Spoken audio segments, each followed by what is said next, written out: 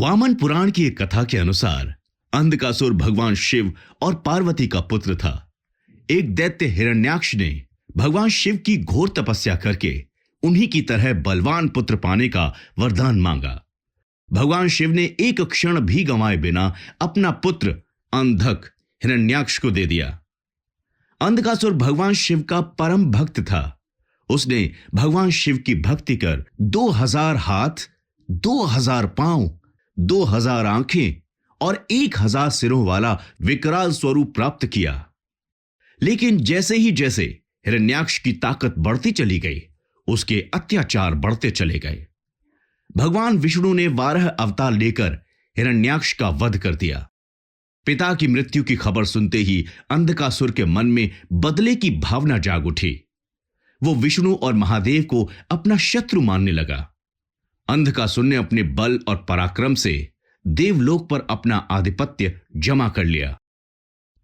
ऐसा कहा जाता है कि राहु और केतु के बाद अंधकासुर इकलौता ऐसा दैत्य था जिसने अमृत का पान किया था।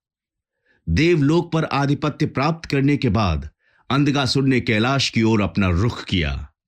कैलाश में अंधकासुर और महादेव के बीच घोर युद्ध हुआ, जिसमें शिवजी अंधकासुर का वध करते हैं।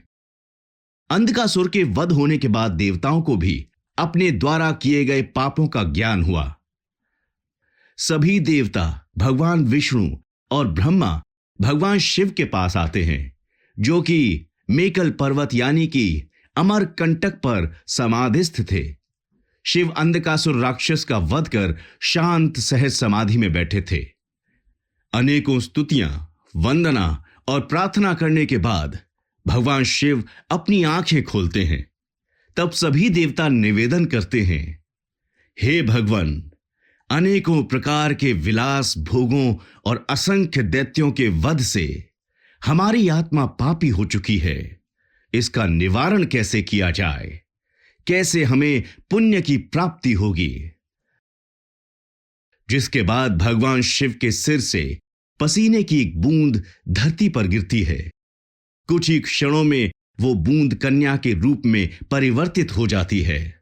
उस कन्या का नाम नर्मदा।